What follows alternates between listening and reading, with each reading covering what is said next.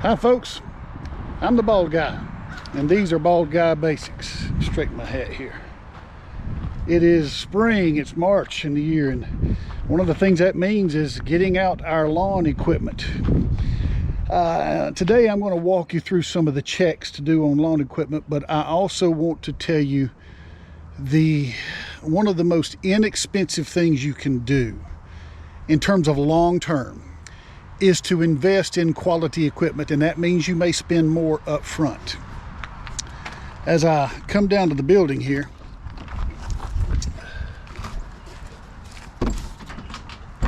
I'm latching some doors here to. There's the old Kubota. I came down yesterday. See what I'm doing here is latching my doors. I came down yesterday to make my initial check on this. You think this thing is really dirty. This mower is somewhere between 6 and 7 years old, and I came down here, and for the first time my battery would not start it after sitting through the winter. So I put a charger on it and fired it up just enough to make sure that it would fire. And I told my wife later, I said, it is so nice to have a piece of equipment that has sat literally for months. And with for the first time, the little hiccup of the battery not being quite strong enough, I charge it up, hit the choke, turn it over, and it turns over and fires right up.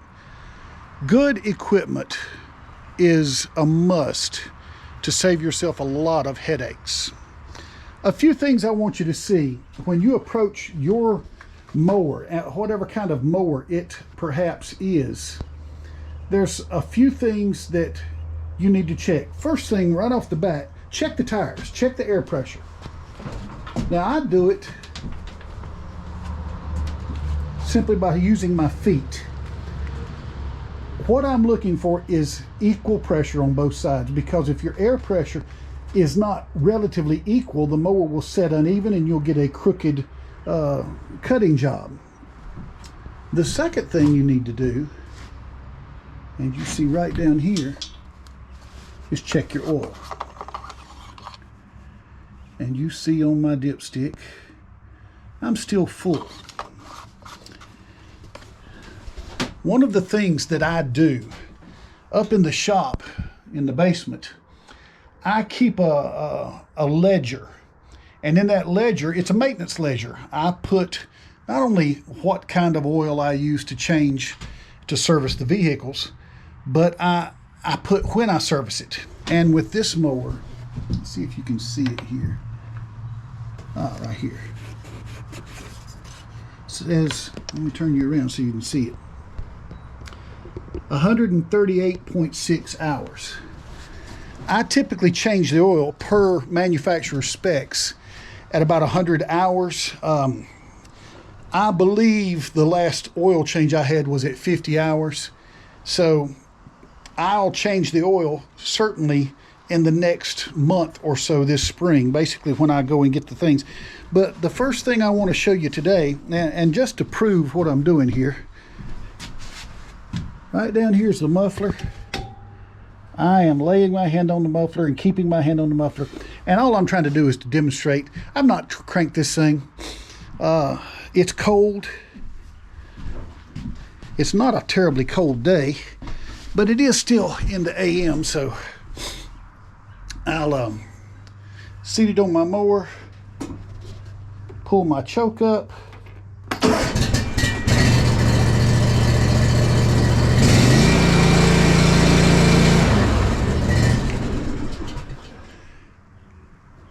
I saved myself a lot of aggravation and high blood pressure by simply having invested in a mower that, and I know the light's terrible here, investing in a mower, it's better if I'll turn a little bit. I invested in a mower that has, if not top quality, pretty doggone close to it. In the between 6 and 7 years that I've had this mower, I have dropped one belt, and broken one spring that pulled a tensioner pulley that pulled that belt tight.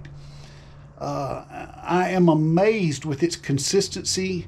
It sits all winter long in an unheated shed, or sometimes under the lean-to on the outside of the shed, so a little more exposed to the weather. And this thing starts time after time. Shortcuts make for long delays. Price cuts make for added expenses down the road. Mechanics will often say something like, well, you can pay me now or you can pay me later. It truly is a fact. I have bought the box store mowers from time to time. I have bought the MTD makes a lot of mowers that you will buy at a Home Depot or a Lowe's Hardware. I have drawn the line. I've not bought from Walmart, even though they have some cheaper mowers. And I've bought a number of used mowers and kind of inherited one. So I say all that to tell you I have a fairly wide range of experience with I've had a Yardman, some MTDs with various names on them. I had an Ariens used zero turn, a Cub Cadet, and now I have the Kubota here, and none of them hold a candle. They all work wonderfully when they work. The MTD tractor style mower that I had gave me pretty good service, but when it went, it went. I've got a friend who does lawnmower service for a living, and he said, you know, I used to feel like I could keep a guy's mower running for 20, 30 years, however long he wanted to keep it. And of course, the user there's some responsibilities we have to do. But he said, it doesn't matter what I do now. He said, most mowers, it's going to run for 5 or 6 years. And he said, and regardless, you just as well to throw it away and start all over, because the maintenance cost at that point becomes so severe. He said, it's just not feasible. I ran into that with my Ariens zero turn. It fired right up, and I hit it has an electronic clutch. So just basically a switch up on the control panel. Pulled the switch, and the mower refused to engage, the clutch refused to engage the mowing deck. So I could drive the doggone thing around, but couldn't get it done. And the cost for that electronic clutch was about as much as I gave for the mower, and that is I bought it used. So that can be a problem with the Kubota as well, but for so far I have really been pleased with it, and it gives me great service. There's one of the things I'm going to do before I end this video, because before I mow, let me get you turned around. You see my property here, our property.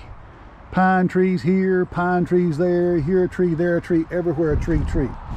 And down here on the ground, and if you can see it up here under this next section, I'm dealing with pine needles, and look at the amount of pine cones. They're in the driveway here, and I mean, they're like crazy number. There's a lot of work. You can cut over these, but what I do, if you've seen some of last year's video, one of those videos I took the time to show you, I bought a used leaf rake, the kind that is powered simply by the wheels turning, and I've got it down here under the shed with a lot of other stuff. I saved myself hours of work by simply, first thing, I'll hook this thing up and I'll drive over this stuff, and it will rake these pine cones right up. Then I'll back up to the brush pile there and dump them off. Well, I got a second problem here. I won't be able to dump them, maybe way over there, the far side, but look here. This is as far as I'm going to walk. You see that water? That water is standing all along here. if you look up on the hill there, you can see the outline of a very small mountain. And what happens is there's some houses up there through the woods, but water drains all down through here. So here and all the way across my neighbor's property, all the way down there, that lot stays. It looks fine from here, but we can't mow the lower lots because of it's just soupy wet. And the first time I got my mower into it, somewhere right in here, I said, I'll stay out from over here and I'll just come right along here. And I got right there where those pine cones are, and it just dropped down in the mud. So I have to be really careful this time of year. So I'll probably have to dump my pine cones somewhere on the upper side. And I'll be able to clean them up later. But then I'll worry about servicing the mower. Another thing you need to see, if you, and this goes whether you have a zero turn or not, back in the dark here, but especially in the fall, I use this thing for, let me put it down here. I use this thing in the fall to cut up leaves and to blow them into place. So before you mow in the spring, now, one of the things I did, it's hard to do this with one hand. These just bow up, and I need two hands to pull them off. There we go. Check your guards. Look what I've got here. Now, it's not a lot, but you want to get this stuff out. I can blow the building out later. But you want to check around your pulleys.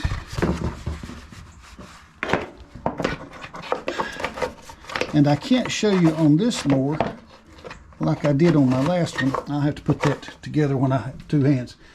But in a tractor style mower with your bonnet and your hood, your bonnet and hood's the same thing, your bonnet and your engine, a lot of tractor style mowers have the muffler on the front of the mower and it blows out the side. Be very sure that you check around your muffler, not only for leaves, but more aggravatingly for rodents. I did this one year. I got the thing out in the spring. It fired up. Oh, I was so happy. I didn't have to deal with the aggravation. I ran it for about an hour and stopped, got off of it, and one of the kids yelled, Dad, the mower's smoking. And I pulled the hood up, and there was a rat's nest sitting on top of the muffler, and it caught fire. It's only been a year or two here. It was on our local news stations warning people about the danger of putting your mower in a building, and it was poor reporting. The problem was not that they drove a hot mower into the building. We've done that for years. The problem was he had debris on the engine, and the debris caught fire. The fire spread to his building and burned his building down. So do yourself a favor and just check and make sure that you have that cleaned out. If you have an air compressor, use that with the blowing gun and blow it out. If you don't have that, get your leaf blower out, clean it out. A water hose will work. Let the thing dry off and you'll be just fine. That's another feature I want to tell you about on the Kubota. Kubota had a number of models, but you see my floorboard here. This particular model had an option that other models didn't have. Oh, my knees. And that is a removable floor plate.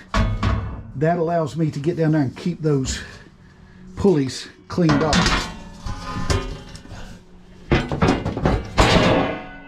So when you're buying, consider such options as that.